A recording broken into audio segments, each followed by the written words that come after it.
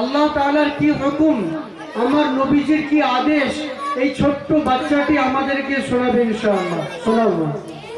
হিফজে সূরা, কুরআনের কারিমে কোনো সূরা মুখস্থ করাকে হিফজে সূরা বলে।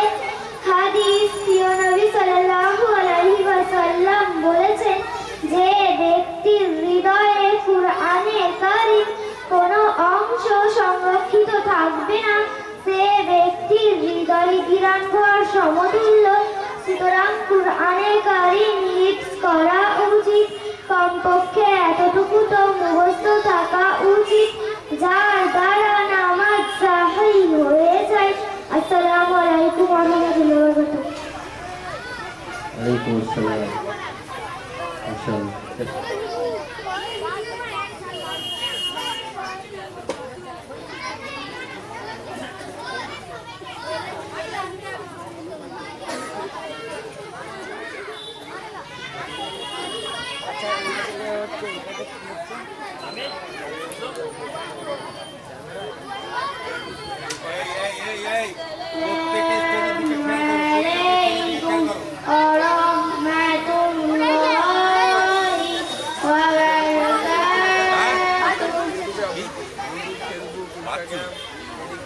নামাজের কালিমা সমূহ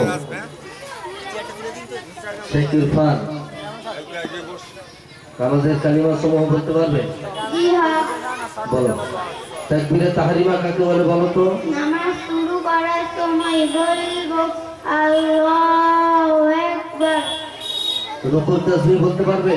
জি হ্যাঁ। রুকুর তাসবিহ রুকু দাঁড়িয়ে বলবো সুবহানা রাব্বিয়াল আযীম। রুকু থেকে ওঠার সময় কি বলবে? রুকু থেকে ওঠার সময় বলবো সামি আল্লাহু লিমান হামিদা। একে কি বলা হয়? একে কি বলা হয়? তাসমিহ। আর রুকু থেকে উঠে সোজা হয়ে দাঁড়িয়ে কি বলবো? রুকু থেকে উঠে সোজা হয়ে দাঁড়িয়ে বলবো রব্বানা লাকাল হামদ। আচ্ছা, সাজদায় গিয়ে কি বলবে? সেজদায় গিয়ে বলবো সুবহানা রাব্বিয়াল আ'লা। মাশাআল্লাহ। তো মিকাইল সানা বলতে পারবে? জি হ্যাঁ। বলো তো দেখি। সানা সুবহানাকা আল্লাহুম্মা ওয়া বিহামদিকা ওয়া তাবারাকা ইসমুকা ওয়া তাআলা জাদ্দুকা ওয়া লা ইলাহা গায়রুক। মাশাআল্লাহ। মাহফুজ তাশাহুদ জানো? জি হ্যাঁ। বলো।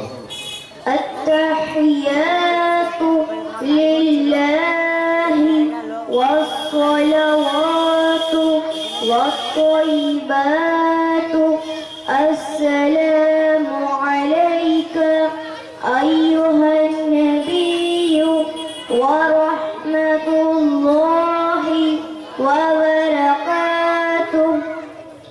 السلام علينا وعلى عباد الله الصالحين.